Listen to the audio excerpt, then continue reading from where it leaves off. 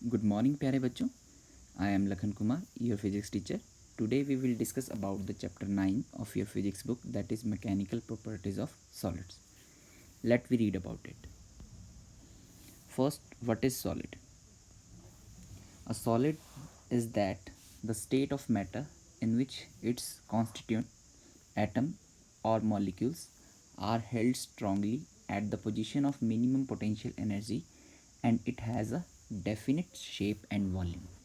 Okay मतलब इसके अंदर सॉलिड्स एक ऐसी शेप है मटेरियल्स की जिसके अंदर क्या होता है कि एटम्स और मॉलिक्यूल्स एक स्ट्रांगली एक दूसरे की से ऐसी मिनिमम पोटेंशियल एनर्जी पोजीशन पे होते हैं कि वो एक स्ट्रॉन्ग बिहेव करें. ओके तो इसका मतलब ये हुआ कि उसमें मिनिमम पोटेंशियल एनर्जी होगी, है ना. तभी तो कोई चीज़ स्ट्रॉन्ग होती है कि जिसमें पोटेंशियल एनर्जी क्या होगी, मिनिमम होगी. ओके तो इसकी डेफिनेट शेप होगी और डेफिनेट वॉल्यूम होगा. इसके बाद इस चैप्टर में हम बहुत यूज़ करेंगे डिफॉर्मिंग फोर्स. तो डिफॉर्मिंग फोर्स क्या होता है? A force which produces a change in configuration of the object on applying it is called a deforming force. यानी जो उसके कॉन्फ़िगरेशन को चेंज करे, उसकी शेप को, उसके वॉल्यूम को, उसकी एरिया को या फिर उसकी लेंथ को चेंज करे, then that is known as deforming force. Okay for example this ball is deformed by applying the force onto the both sides of ball. Okay, next one, elasticity. Elasticity, the property of matter by virtue of which a body tends to regain its original shape and size after the removal of deforming force is called elasticity. Okay, मतलब ये एक property है by nature of object कि वो जैसे ही उस पर deforming force हम अप्लाई करते हैं लाइक दिस पिक्चर, और जैसे ही हम डिफॉर्मिंग फोर्स को हटा देंगे दोनों साइड से तो क्या होगा, ये अपनी शेप को रीगेन कर लेगा. And this property is known as elasticity of the material. Plasticity, the property of matter by virtue by of which it does not regain its original shape and size after the removal of deforming force is called plasticity. इसके अंदर भी हो गया कि हम जैसे ही उसको मतलब डिफॉर्म करेंगे तो फिर वापस वो अपनी ओरिजिनल शेप या साइज़ को गेन नहीं कर पाता है after removing the deforming force, है ना. तो that is known as plasticity. जैसे खुद आप मान सकते हैं मिट्टी जो होती है, उसको गीली मिट्टी जो होती है उसका एक बहुत अच्छा एग्जाम्पल है. इसके बाद देखो perfectly elastic body. If one of the removal of deforming forces the body regain its original configuration completely, it is said to be perfectly elastic. Okay, जो completely मतलब ऐसा कोई भी चेंज नहीं हो, थोड़ा सा भी डिफरेंस नहीं हो, that is known as perfectly elastic. मतलब completely अपनी ओरिजिनल कॉन्फ़िगरेशन को गेन कर ले. ओके वैसे तो नेचर में ऐसी कोई बॉडी नहीं है जो परफेक्टली इलास्टिक हो, फिर भी क्वार्ट्स फाइबर जो होते हैं और फॉस्फोर ब्रॉन्ज एक है मतलब हमारे पास मटेरियल, उस वो जो होते हैं उसकी मतलब जो मेटल से बने होते हैं फास्फोर और मतलब फास्फोर और ब्रॉन्ज जो है आपको पता ही अलॉय है. फास्फोर ब्रॉन्ज का जो होता है तो mixture that is nearestly approach to the perfectly elastic body. Okay तो अपने इसको अप्रॉक्स इलास्टिक बॉडी मान सकते हैं. इसी तरीके से परफेक्टली प्लास्टिक बॉडी होता है if the body does not have any tendency to recover its original configuration on the removal of deforming force, it is said to be perfectly plastic.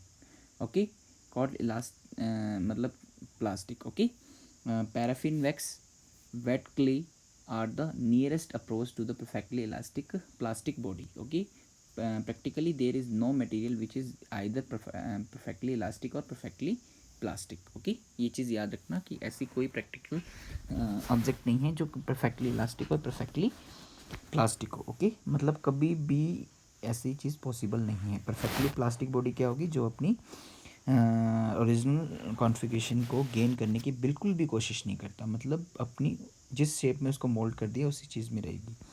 For example okay reason of elasticity, ये क्या होता है, on applying the deforming force restoring force are developed. when the deforming force is removed, these restoring force bring the molecules of the solids to their respective equilibrium position and hence the body regain its original form.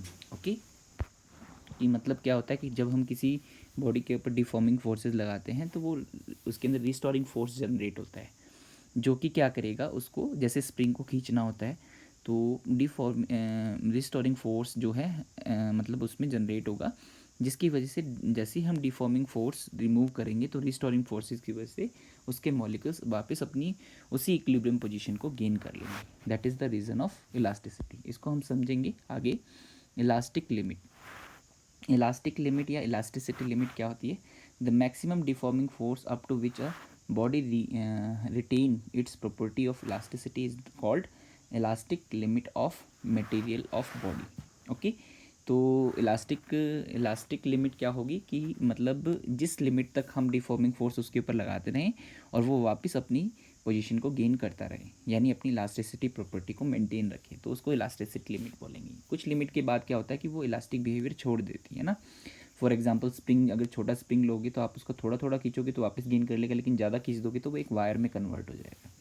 Elastic limit is property of a body where as the elasticity is the property of material. Okay, मतलब elastic limit तो जो क्या आती है वो body की shape यानी size और इन सब पे डिपेंड करता है, बट इलास्टिसिटी जो होता है वो क्या होता है कि वो मटेरियल पे डिपेंड करता है। Clear? Next one, elastic fatigue.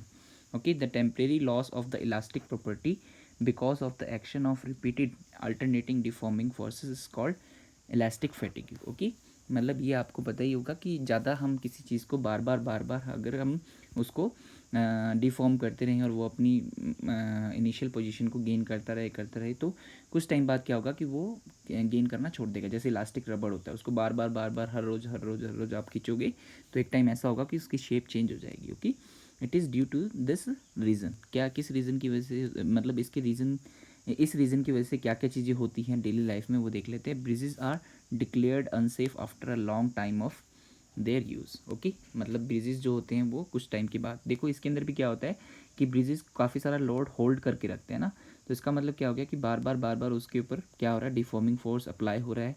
फिर थोड़ी ट्रैफिक कम होती है तो कम हो जाता है, फिर वो अपनी शेप को गेन कर लेता है, लेकिन लॉन्ग टाइम के बाद ये क्या हो जाता है, वो अपनी इलास्टिक फैटिग्यू की वजह से अपनी प्रॉपर्टी को लॉस कर देता है।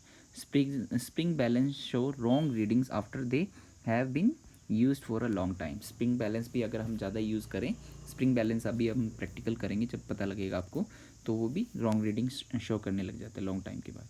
We are able to break the wire by repeating bending. अगर आप बार बार एक वायर को बेंड करते रहें और फिर खोल दें, फिर बैंड करें, फिर खोलें, तो इसका क्या होगा कि वो ब्रेक हो जाएगा। तो ये इसी के एग्जांपल है। Elastic after effect. Elastic after effect क्या होता है? Time delay in which the substance regain the original condition after the removal of deforming force is called elastic after effect. Okay, elastic after effect वो time है, वो time delay है जिसके लिए वो अपनी ओरिजिनल शेप को डिफॉर्मिंग फोर्स हटाते ही गेन कर लेता है। It is negligible for perfectly elastic substances like quartz, phosphor, bronze, and the large for the glass fiber. Okay, glass fibre के लिए लार्ज होगा।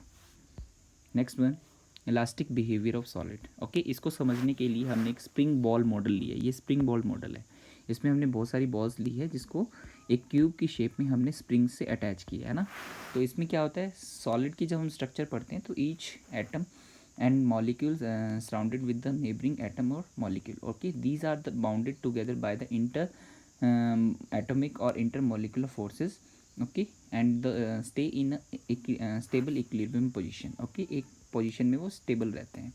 when a solid is deformed, the atom or molecule are displaced from their equilibrium position causing a change in inter atomic और intermolecular distances. Okay, जैसे ही हम उसके ऊपर force लगाते हैं तो जो भी कोई एटम या मॉलिक्यूल होगा वो अपनी पोजीशन से हट जाएगा, जिससे क्या होगा कि इसकी जो इंटर मॉलिकुलर डिस्टेंस है वो बढ़ जाएगी, है ना। इंटर मॉलिकुलर इंटर एटॉमिक जो डिस्टेंस है वो बढ़ जाएगी। When the deforming force is removed, inter atomic मतलब जैसे ही हम इसको डिफॉर्म करेंगे, फिर उसके बाद जब हम डिफॉर्मिंग फोर्स हटा लेंगे तो force tends to derive them back to their original position. Okay, तो इसमें एक रिस्टोरिंग फोर्स क्रिएट हो गया जिसकी वजह से वो जैसे ही हम छोड़ेंगे तो वो वापस अपनी पोजीशन में आ जाएगा। ओके, तो ये जो है हमारे पास, तो the restoring mechanism can be visualized by taking a model of spring ball system shown in the figure below. Okay, here the balls represent atom and the spring represent inter atomic forces. Okay, ये spring जो है वो inter atomic forces represent कर रहे हैं और ये balls जो हैं वो एटम या मॉलिक्यूल्स रिप्रेजेंट कर रहे हैं। जैसे ही मान लो कि आपने इसको बाहर की तरफ खींचा तो दोनों स्प्रिंग्स में क्या होगा, स्ट्रेच होगा।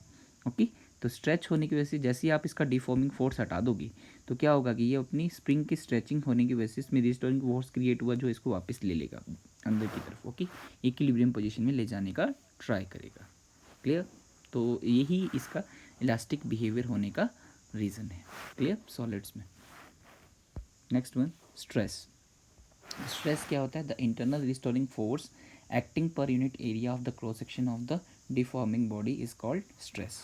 ओके, तो अभी हमने पढ़ा कि जैसे स्ट्रेस जो है वो किस वजह से क्रिएट होगा। जैसे हम किसी भी बॉडी को डिफॉर्म करेंगे तो डिफॉर्म करने से उसमें इंटरनल रिस्टोरिंग फोर्स आएगा और उस इंटरनल रिस्टोरिंग फोर्स को हम पर यूनिट एरिया देखना चाहते हैं at the cross section. Okay, that is known as stress and it means stress is equal to force upon area. Unit area का जो फोर्स लगेगा वो force upon area, that is called stress, F upon A. तो unit क्या बनेगा? Force का होता है न्यूटन और ए का होता है metre square. It is combinedly called pascal. Okay, तो पास्कल बोलते हैं इसको, newton per metre square is called pascal. Okay, ये प्रेशर की भी यूनिट होती है, वो भी फोर्स अपॉन एरिया होता है ना। तो ये ऐसा यूनिट है। उसके बाद डाइन पर सेंटीमीटर स्क्वायर ये सीजीएस यूनिट हो जाएगा। Stress develop in the body depends upon how the external forces are applied over it. Okay, कि किस तरीके से हमने एक्सटर्नल फोर्सेज के ऊपर अप्लाई किया है।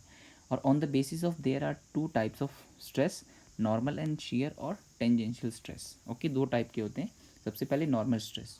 Hair the force is applied normal to the surface, it is again of two type. Okay, मतलब हम क्या करेंगे, सरफेस के ऊपर नॉर्मली यानी परपेंडिकुलरली हम उसके ऊपर अप्लाई करेंगे, that is known as normal stress.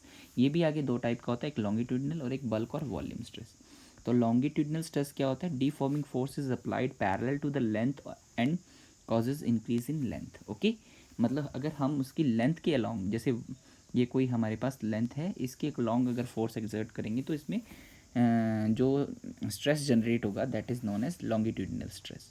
Okay, and area taken for calculation of the stress is area of cross section, यानी ये साइड एरिया होगा, cross section area. Okay, and longitudinal stress produce due to the increase in length of a body under a deforming force is called tensile force. ये longitudinal stress भी जो होते हैं वो दो टाइप के होते हैं, एक टेंजाइल और एक कंप्रेशन। ओके, टेंजाइल स्ट्रेस क्या होता है? जब हम किसी बॉडी की लेंथ को इंक्रीज़ करते हैं। और कंप्रेशन क्या होता है? जब हम उसको कंप्रेस करते हैं यानी उसकी लेंथ डिक्रीज होती है। तो क्लियर? नेक्स्ट वन, बल्क और वॉल्यूम स्ट्रेस। बल्क और वॉल्यूम स्ट्रेस देख लेते हैं। It occurs in the solids, liquid and और गैसेस। ओके, दूसरा टाइप हमारे पास था नॉर्मल स्ट्रेस का, बल्क। ओके, तो ये सबसे पहले लिक्विड, सॉलिड और गैसेस तीनों में मिलता है। Deforming force is applied normal to the surface at all points. उसमें एक ही पॉइंट्स था सरफेस के नॉर्मल, बट इसमें जैसे बॉल के चारों ओर अगर हम उसको हाथ में पकड़ें तो इसका मतलब क्या होगा? उसके चारों ओर फोर्स एक्सर्ट होगा, है ना। तो इसका मतलब इसके हर एक पॉइंट पे फोर्स एक्सर्ट हो normally at the surface.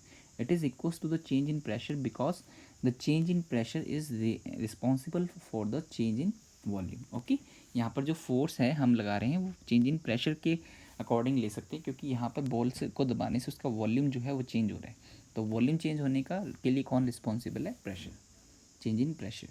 Shear or tangential stress. It comes in the picture when successive layers of the solids move on each other. Okay, when there is a relative displacement between the various layers of the solid. इसको ऐसे समझ सकते हैं कि एक book लें, उस book के ऊपर एक नीचे से मतलब उसको होल्ड करने के लिए हैंड रखें और एक अपर हैंड रखें। तो अपर हैंड को जैसे ही आप आगे की तरफ करेंगे तो ये सारे जो ऊपर वाला सरफेस होगा वो आगे की तरफ आ जाएगा और नीचे वाला स्टेबल रहेगा, और सारे पेजेस जो होंगे वो अकॉर्डिंग टू दिस लेयर्स के अकॉर्डिंग वो मूव करेंगे ना। तो इसका मतलब ये जो फोर्स होगा, इस फोर्स की वजह से जो इसमें स्ट्रेस जनरेट हो रहा है that is known as shear और tangential stress. Here deforming force is applied tangentially to one of the faces. Area of calculation is the area of the face on which force is applied. Okay, तो हम कौन सा area हम लेंगे जिसके ऊपर force लगा है, वो हम एरिया ऑफ कैलकुलेशन लेंगे। It produces change in shape, volume remaining the same. Okay, ये सिर्फ एक शेप को चेंज करता है, वॉल्यूम क्या रहता है? सेम, है ना। सिर्फ इसकी शेप चेंज होगी, यानी बुक अप्रॉक्स एक रेक्टेंगल है तो वो किस में कन्वर्ट हो जाएगी? एक पैरेललोग्राम में कन्वर्ट हो जाएगी। नेक्स्ट वन, स्ट्रेन देख लेते हैं। The ratio of change in configuration to the original configuration is called strain. Okay, मतलब ओरिजिनल कॉन्फ़िगरेशन के कंपैरिजन में कितना चेंज हुआ, ठीक है, तो that is known as strain. तो इट इज़ डायमेंशनलेस।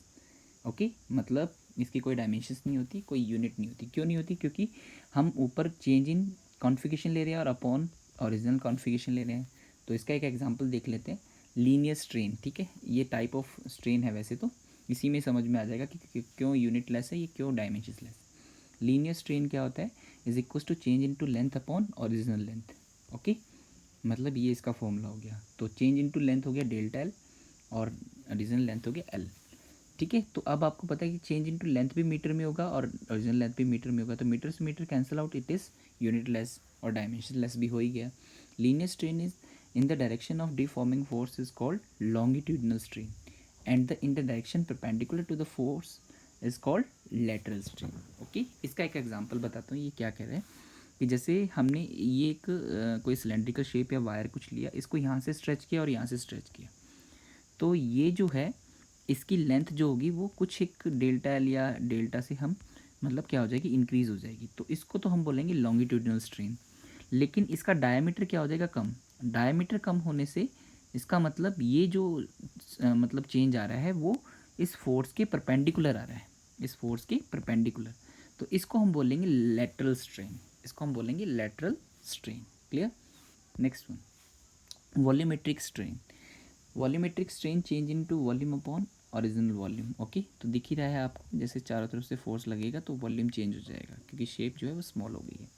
इसी तरीके से शेयरिंग स्ट्रेन देख लो। It is defined as the angle in radian through which a plane perpendicular to the fixed surface of cubical body gets turned under the effect of tangential force. जैसे यहाँ पर है, हमने इस तरफ फोर्स एक्सर्ट किया हैंड की help से, तो यहाँ पर जो है ये जो एंगल चेंज हुआ है, यहाँ पर फाई लिख देता हूँ मैं, फाई। ओके, और ये जो डिफरेंस आया एक्स, ओके, तो ये जो फाई चेंज हुआ है that is known as shearing strain. Okay, मतलब कितना एंगल से शिफ्ट हुआ वो। तो इसका मतलब यहाँ पर ये जो है, ये अगर एंगल निकालना है तो आर्क अपॉन रेडियस। रेडियस देखो, ये आर्क, ये आप एंगल मान रहे हो तो इसको आर्क मान सकते हो और इसको रेडियस मान सकते हो। तो रेडियस तो लेंथ हो गया, ओके, और ये आर्क एक्स हो गया, तो x upon L. When a beam is bent both comparison compression strain as well as extension strain is produced। Okay, मतलब अगर हम बीम को बेंट करते हैं, जैसे मान लो कि ये रोड है, इसको हम क्या करेंगे, बेंट करते हैं, यूँ बेंट करेंगे, तो इसका मतलब अपर लेयर तो जो होगी वो स्ट्रेच होगी और डाउन लेयर क्या होगी, वो कॉम्प्रेस होगी, है ना। तो इसका मतलब ये दोनों डिफरेंस है इसमें। क्लियर? इसी तरीके से हम देख सकते हैं कि इसमें कॉम्प्रेशन और एक्सटेंशन दोनों चीज़ें होती है ना, तो ये चीज़ याद रखना। Next one, Hooke's law and the modulus of elasticity. Hooke's law देखो क्या है, हुक्स लॉ और modulus of elasticity. According to this law, within the elastic limit stress is directly proportional to the strain. Okay, मतलब in the elasticity limit जो होगा या elastic limit जो होगा वो stress is directly proportional to strain. तो stress is directly proportional to strain and stress is equals to, when we remove the proportionality symbol there will be a constant, it is E, and E is equals to stress upon strain. The constant E is called modulus of elasticity. यहाँ पर E जो है वो modulus of elasticity, it is the ratio of stress and strain. Its value depends upon the nature of the material of the body and the manner in which the body is deformed. Clear? यानी ये इसकी nature पे depend करता है body की, और second thing इस चीज़ पे डिपेंड करता है कि किस मैनर से उसको डिफॉर्म किया गया है। It's value depends upon the temperature of body. Okay, temperature of body पे डिपेंड करता है। It's value independent of the dimensions of body, यानी स्ट्रक्चर बहुत बड़ी है बहुत छोटी है इस चीज़ पे डिपेंड नहीं करेगा, सिर्फ उसके मटेरियल और उस पर किस तरीके से डिफॉर्मिंग फोर्स लगा है उस पर। There are 3 modulus of elasticity, namely Young's modulus, bulk modulus and modulus of rigidity, जिसको मॉडुलस ऑफ शेयरिंग मॉडुलस भी बोलते हैं। ठीक है, corresponding to 3 types of strain. Strain के 3 टाइप्स के ऊपर डिपेंड करते हैं ना, जो हमने पढ़े। तो सबसे पहले Young's modulus. Young's modulus Y से रिप्रेजेंट होगा। It is defined as the ratio of the normal stress to the longitudinal strain within limit of proportionality. Okay, मतलब नॉर्मल स्ट्रेस जो हमने इसके ऊपर साइडों में लगाया है वो, और इसमें कितना स्ट्रेन जनरेट हुआ, यानी delta L upon L. Okay, तो stress is equal to force upon area, तो यहाँ से एल तो ऊपर चला जाएगा और ए नीचे आ जाएगा, तो ये फॉर्मूला हमारे पास बनेगा। इसी तरीके से एक थर्मल स्ट्रेस भी होता है। ये थर्मल स्ट्रेस क्या होता है कि जब हम एक रोड को टू एंड्स के ऊपर, रिजिड एंड्स के ऊपर फिक्स कर लेते हैं, तो टेम्परेचर चेंज होने से उसकी लेंथ भी क्या होती है, चेंज होती है। अगर कम करोगी तो लेंथ कम हो जाएगी, और अगर मतलब टेम्परेचर इंक्रीज़ करोगे तो लेंथ इंक्रीज़ होगी। ओके, एक्सपैंड होगा ना। So it will exert normal stress, this stress is called thermal stress, क्योंकि दोनों एंड्स पे जहाँ पर हमने इसको होल्ड करके रखा हुआ है, अगर ये कॉम्प्रेस होती है तो इसका मतलब क्या हो गया, ये दोनों एंड्स को खींचने की कोशिश करेगी, यानी यहाँ पर एक स्ट्रेस क्रिएट होगा, और that is known as thermal stress. Thermal stress is equal to formula बनेगा वाई एल्फा डेल्टा थीटा। ठीक है, वैसे हम आगे पढ़ेंगे इसको, वाई एल्फा डेल्टा थीटा, ये फॉर्मूला हो गया थर्मल स्ट्रेस का।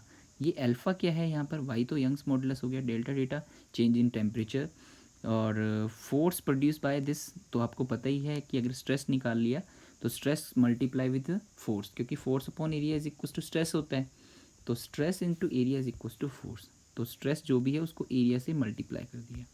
अल्फ़ा जो है ये coefficient of linear expansion of material है, जो कि हम नेक्स्ट चैप्टर में पढ़ेंगे। ओके, कि टेम्परेचर बढ़ने से एक्सपेंशन या जो भी कंप्रेशन होता है, तो उसमें एक अल्फ़ा कोफिशिएंट जो कि नेचर पे डिपेंड करता है मटेरियल की, वो भी डिफाइन करेंगे। Next one,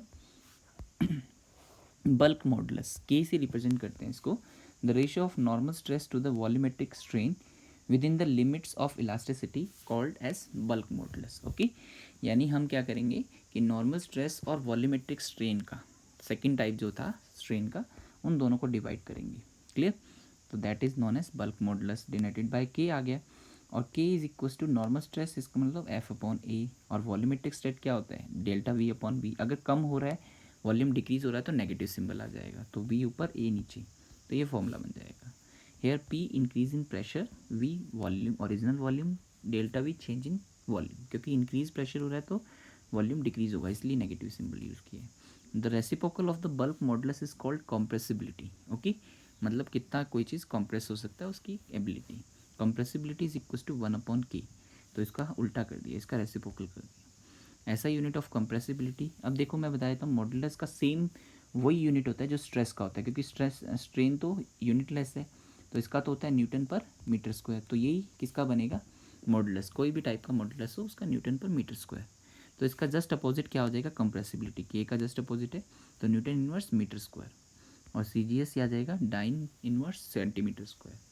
gases have two bulk modulus, namely isothermal elasticity E theta and adiabatic elasticity E phi. ये दो टाइप के प्रोसीजर होते हैं गैसेस के लिए, आइसोथर्मल और एडियाबैटिक। ये हम नेक्स्ट चैप्टर में पढ़ेंगे, थर्मोडायनेमिक्स में रीड करेंगे इसको। Okay, next one, modulus of rigidity. Modulus of rigidity eta से रिप्रेजेंट करते हैं इसको, ईटा। ओके, इसको हम बोलते हैं ईटा, ईटा ये सिंबल है, ठीक है, तो एन नहीं है, ये ईटा सिंबल है।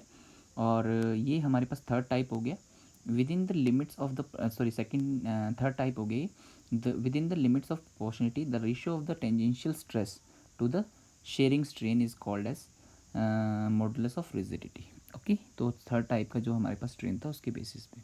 अब स्ट्रेस तो फोर्स अपॉन एरिया होता है, और स्ट्रेन हमने निकाला था, फाई निकाला था वहाँ पर, है ना, तो फाई हो जाएगा, तो उसके बेसिस पर हम यहाँ पर फाई रख देंगे, तो फाई जो होगा वो इसके डिनोमिनेटर में मल्टीप्लाई हो जाएगा। Only solids can exhibit a shearing as these have definite shape. Okay, क्योंकि डेफिनेट शेप होती है तो उसका मतलब शेप में चेंज भी एक डेफिनेट शेप के अंदर ही आएगा, it means only in the solids. Next one, Poisson's ratio. Poisson's ratio क्या होता है, जब हमने पीछे पढ़ा था लेटरल स्ट्रेन और लॉन्गिट्यूडिनल स्ट्रेन की, हम इसको स्ट्रेच कर रहे हैं, तो जो ये लेंथ का डिफरेंस आ रहा है with respect to initial length, इसको हम बोलेंगे लॉन्गिट्यूडिनल स्ट्रेन।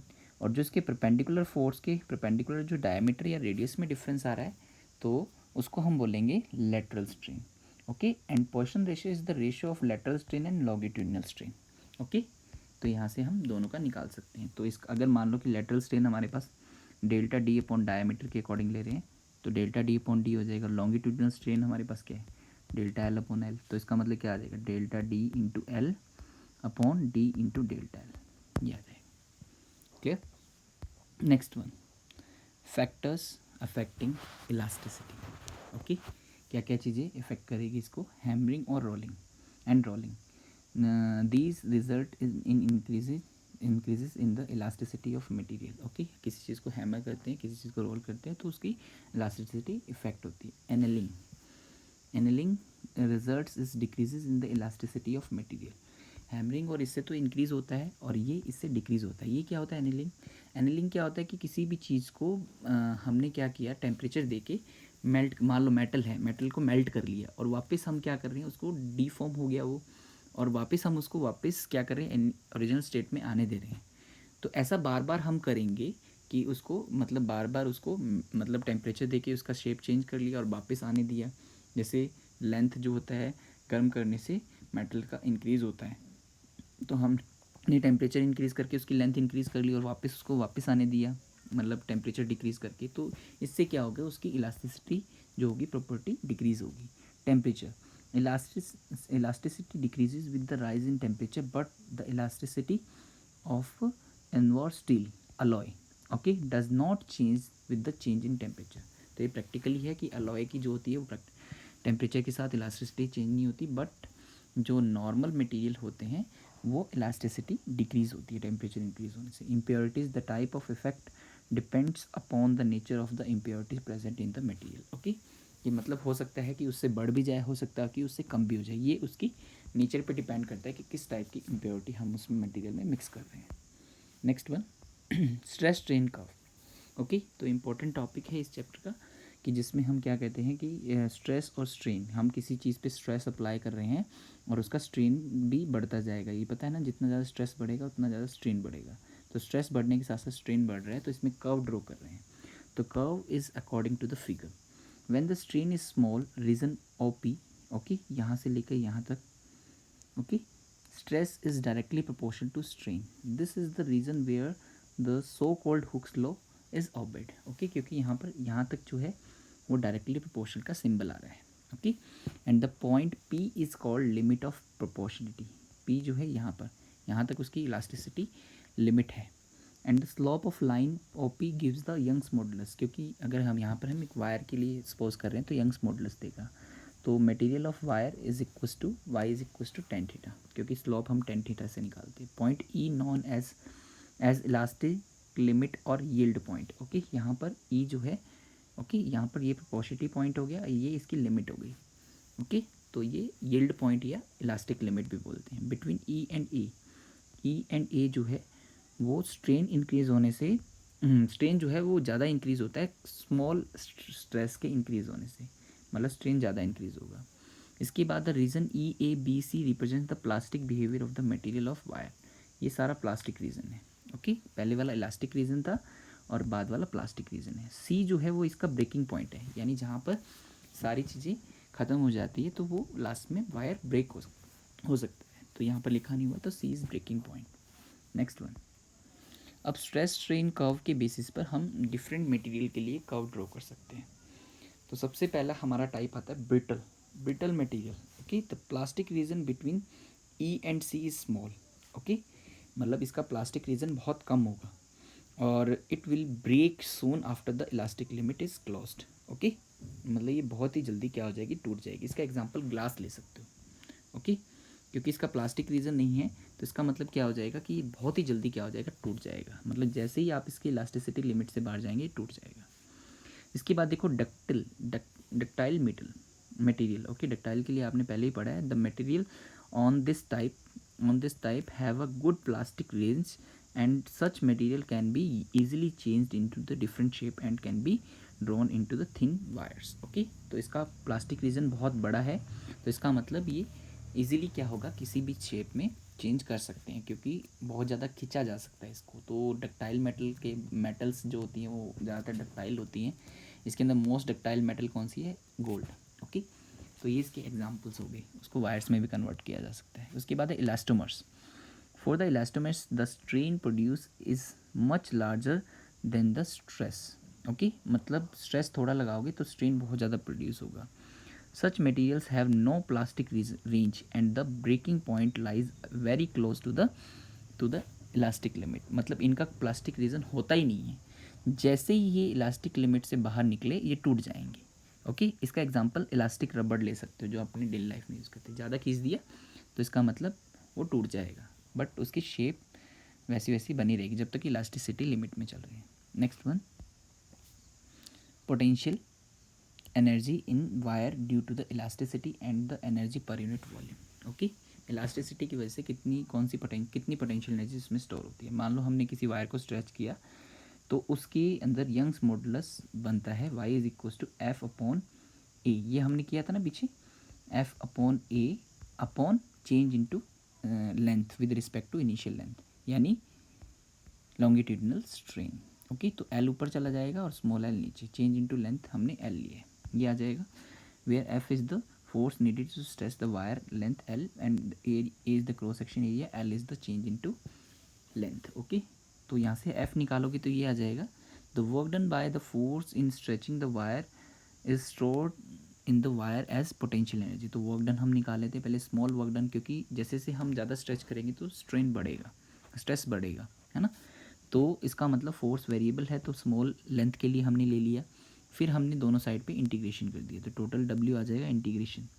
इंटीग्रेशन में y कांस्टेंट है, क्रॉस सेक्शन एरिया कांस्टेंट मान रहे हैं हम, और इनिशियल लेंथ कांस्टेंट है। ओके, क्योंकि स्टार्टिंग लेंथ तो कांस्टेंट है, बाद में चेंज होती रहेगी, तो कहाँ से लेकर कहाँ तक होगी, 0 टू l। यहाँ पर अंदर बचेगा small l into D L.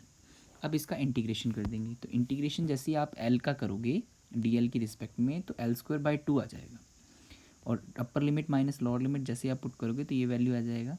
L square है तो एल को अलग ले लिया, एल का डॉट प्रोडक्ट अलग कर लिया। ओके, तो ये वैल्यू जो है ये हमारे पास फोर्स स्टार्टिंग में हमने जो लिया था वो फोर्स बन गई, फिर से देख लो, ये फोर्स का वैल्यू ये रहा, है ना, Y A L upon capital L, है ना। तो ये देख सकते हो, तो यहाँ पर आ गया, तो force into length which equals to the elastic potential energy U, half F into L is equals to half force into extension. L जो है हमारे पास चेंज इंटू लेंथ है ना, तो एक्सटेंशन आ जाएगा, क्लियर, या चेंज इंटू लेंथ भी बोल सकते हैं।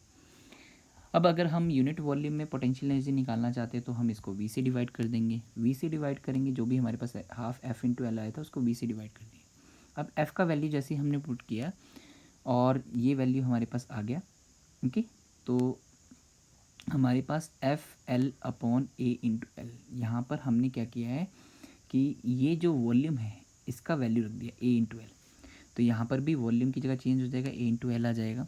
अब ए से ए कैंसिल आउट हो जाएगा, ओके, तो ये बनेगा Y L, okay, upon capital L into small L upon capital L. तो ये बन जाएगा, ये वैल्यू है एफ़ का, ओके, और नहीं एफ़ अपॉन ए का, क्योंकि एफ़ का वैल्यू तो हमारे पास ये था ना, ये वैल्यू निकाला हुआ ऊपर, F is equal to Y A L upon L. तो यहाँ से ए इधर आएगा तो ये वैल्यू बन जाएगा वाई एल अपॉन एल, तो ये एफ़ अपॉन ए का वैल्यू बनेगा ना, तो यहाँ पर एफ़ अपॉन ए पुट कर दिया, और यहाँ पर L upon L, F upon A तो होता है स्ट्रेस और एल अपॉन एल होता है स्ट्रेन, तो हाफ स्ट्रेस इंटू स्ट्रेन ये होता है पर यूनिट वॉल्यूम। कई बार इसका डेरिवेशन पूछते हैं, तो that's why we will discuss about it. अब प्रैक्टिकल एप्लीकेशंस ऑफ इलास्टिसिटी, पूरा चैप्टर खत्म होने को है कि अब हम बताएंगे कि प्रैक्टिकल एप्लीकेशन क्या है इलास्टिसिटी की। तो सिंपल है, the elastic behaviour of the materials plays an important role in everyday life. All engineering designs required precise knowledge of the elastic behavior of the materials. For example, while designing a building, the structure design of the column, beams and supported requires knowledge of strength of the materials used. Okay, मतलब सब कुछ जहाँ पर भी engineering structures हमने develop करनी है तो वहाँ पर हमें इलास्टिसिटी के बारे में पता होना चाहिए मटेरियल्स की। First of all, first application है shape of the beam of the bridges is I shaped. क्यों होते हैं ऐसे, ओके, जो बीम होते हैं ना, जैसे मान लो ब्रिजेस के बीम हो गए या किसी भी चीज़ के बीम हो गए, बिल्डिंग के बीम हो गए, कॉलम्स हो गए, वो आई शेप के क्यों होते हैं देखे होगे आपने। तो a bridge has to be design such that it can withstand the load of the flowing traffic, the force winds and it on weight. Okay, similarly in the design of the building use the beams and column is very common. In both the cases the overcoming of the problem of bending of beam used under a load is of a prime importance. The beam should not bend too much or break. Let us consider the case of the beam loaded at the center of the spotted near its end as shown in figure. Okay, तो अगर आप किसी beam के ऊपर load डाल रहे हो तो वो कुछ इस तरीके से बैंड हो जाएगा। ये इसका ओरिजिनल है और ये बैंड होके नीचे आ गया, तो इतने वेट से ये बैंड होके नीचे आ गया। जो इसका खुद का वेट होगा, ये ट्रैफिक वगैरह का जो भी वेट होगा वो आ जाएगा। तो कितना डिस्प्लेस हुआ इसका सेंटर ऑफ ग्रेविटी, वो डेल्टा डिफरेंस डिस्प्लेस हुआ। इसकी ओरिजिनल लेंथ कितनी है, एल है, और इसकी विड्थ हमने मानी है कितनी है, डेप्थ मान लीजिए डी मान ली, ठीक है। तो यहाँ पर जब हमने ये कैंटिलीवर एक अपरेटस होता है उससे बनाया हुआ हमारा फॉर्मूला है। तो यहाँ पर ये इसकी लेंथ मानी है, ये इसकी विड्थ मानी है और ये इसकी डेप्थ। ये डेप्थ होगी, विड्थ उस साइड पे होगी और लेंथ हमारे पास ये होगी। ओके, तो हमारे पास जब हम इसको देखते हैं तो इसमें जो ये डिफरेंस आता है, जितना ये बैंड हो रहा है नीचे की साइड, तो वो इन सब चीज़ों के अकॉर्डिंग फॉर्मूले पे आता है। ओके, डब्ल्यू वेट हो गया और वाई यंग्स मॉडुलस। तो आप एक चीज़ देख सकते हो कि हमें वेट को तो डिक्रीज़ करना पड़ेगा। अब ट्रैफिक हम ज़्यादा ले जाना चाहते हैं तो वेट के लिए नहीं सोच सकते।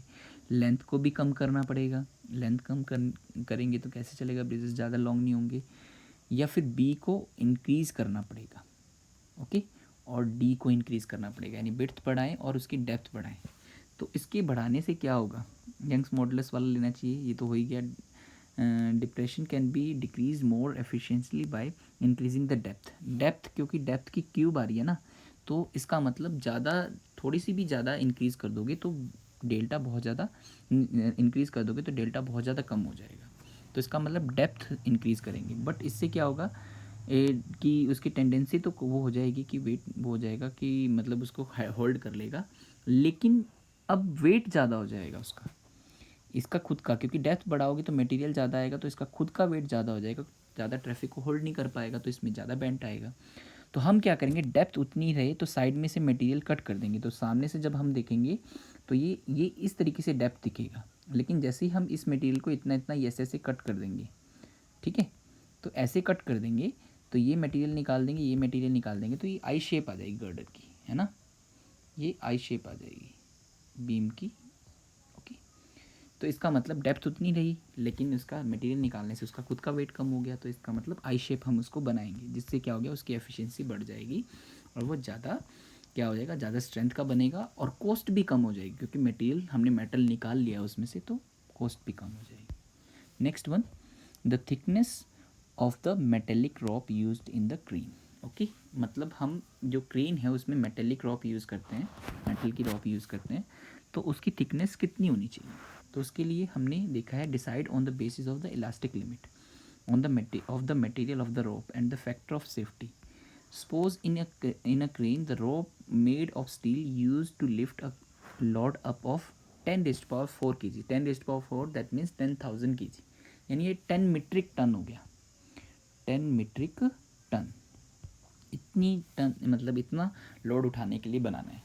तो इस लोड को उठाने के लिए हमें इससे ज़्यादा इसका मल्टीपल यानी 10 kg और मल्टीपल इसका लेना पड़ेगा, ओके, ताकि सेफ्टी पर्पज़ से, क्योंकि जितना लोड हम मैक्सिमम उठाएं उससे कुछ ज़्यादा सेफ्टी रीजन से हम लेते हैं, ताकि उतना लोड उठाने पर उस पर कोई इफेक्ट नहीं हो।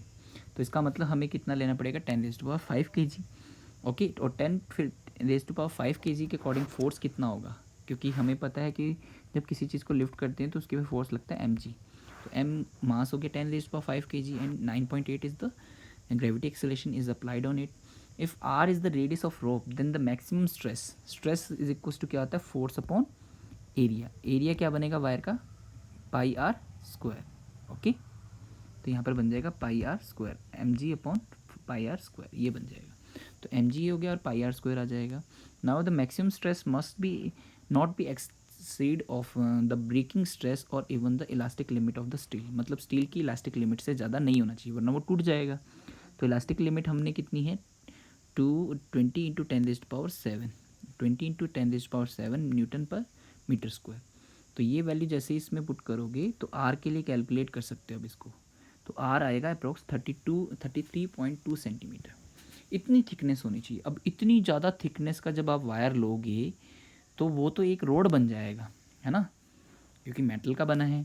तो रोड ना बने इसके लिए हम क्या करेंगे कि फ्लेक्सिबिलिटी रहे उस रोप में, तो हम उसके अंदर बहुत सारे छोटे छोटे थिकनेस कम थिकनेस के वायर्स को ट्विस्ट करके बनाएंगे उसको, है ना। तो आपने देखा होगा ट्विस्टेड वायर्स होते हैं ऐसे, है ना, तो आपने देखा होगा। तो this is the thickness of metallic rock used in the crane. Next one, maximum height of the mountain on the earth can be estimated. इसके हेल्प से हम मैक्सिमम हाइट मतलब कैलकुलेट कर सकते हैं कि अर्थ पे कितनी पॉसिबल है. तो maximum height of the mountain on the earth depends upon the sharing modulus of the rock at the base of the mountain. The shear due to all the rocks on the top should be less than the critical shear at which the rock begins to flow. उसके अंदर क्या होता है कि जैसे मान लो कि ये पूरा माउंटेन है, इस माउंटेन में बहुत सारी लेयर होगी, तो इसका वेट जो है वो नीचे की साइड लगेगा ना. तो इसका मतलब इसके ऊपर क्या होगा कि जैसे ये नीचे की साइड लगेगा तो ये जो लेयर्स हैं इनके ऊपर वेट क्रिएट होगा और ये साइड में निकलना चाहेंगी. तो मतलब एक शेयर यहाँ पर क्रिएट हो रहा है, तो साइड में निकलने का जो है इसके क्रिटिकल शेयर से इसका शेयरिंग स्ट्रेस कम होना चाहिए. तो suppose the height of the mountain is h and the density of rocks is rho, then the force per unit area due to the weight of the mountain. Okay, तो वो कितना बनेगा h rho g. ये pressure का formula होता है. वैसे stress का फॉर्मूला फोर्स अपॉन एरिया होता है, प्रेशर का भी फोर्स अपॉन एरिया होता है. तो ये हमने नेक्स्ट चैप्टर में पढ़ेंगे ना, नेक्स्ट चैप्टर में पढ़ेंगे फ्लूइड्स वाले में. तो रो h रो g ये होता है फॉर्मूला ना. तो यहाँ पर आ गया. वैसे मतलब आप चाहें तो कर सकते हैं, ठीक है, मतलब इसको निकाल भी सकते हैं. तो बाकी हम ये फॉर्मूला आगे वाले चैप्टर में डिराइव करेंगे. तो एच रो जी ये आ गया हमारे पास. The material at the experience this force per unit area in the vertical direction but the sides of mountain area free. Okay, मतलब ये ऊपर वर्टिकल डायरेक्शन में, लेकिन ये जो एरिया फ्री है इसका मतलब शेयर मॉड्यूल यहाँ क्रिएट होगा. तो एक टेंडेंशियल शेयर क्रिएट होगा और जितना कितने किसके बराबर होगा, इतने प्रेशर के बराबर, एच रो जी के बराबर. अब हम मान लेते हैं कि मतलब ये हमारे पास प्रैक्टिकल वैल्यू है कि रॉक्स की जो टिपिकल रॉक जो होता है उसका इलास्टिसिटी लिमिट होता है 3 × 10⁸ मीटर/सेकेंड, जो प्रैक्टिकली हमने देखा है, निकाला है. Its density is equal to approx हमने मान लिया है कि पूरी जो माउंटेन है उसकी डेंसिटी इतनी है. तो एच मैक्सिमम रो जी, एच मैक्सिमम इसलिए लिया है क्योंकि मैक्सिमम वो ले लिया हमने, है ना, लिमिट ले लिया है. तो ये आ जाएगा. अब यहाँ से रो जी इधर आएगा तो अपॉन में, और रो जी का जब वैल्यू पुट करोगे तो ये 10,000 metre, it means 10 kilometre. This is more than the height of the Mount Everest. 8,000 आपको पता ही है उतना है, अप्रॉक्स 9 किलोमीटर के आसपास है. तो ये उससे ज़्यादा है. तो इतनी माउंटेन पॉसिबल है. तो देख सकते हो कितना अच्छी एप्लीकेशन है इलास्टिसिटी ऑफ मटेरियल की. तो this is the knowledge of elasticity of material or mechanical properties of solids. If you have any kind of doubt, then you can ask me later or in comment box. Thank you.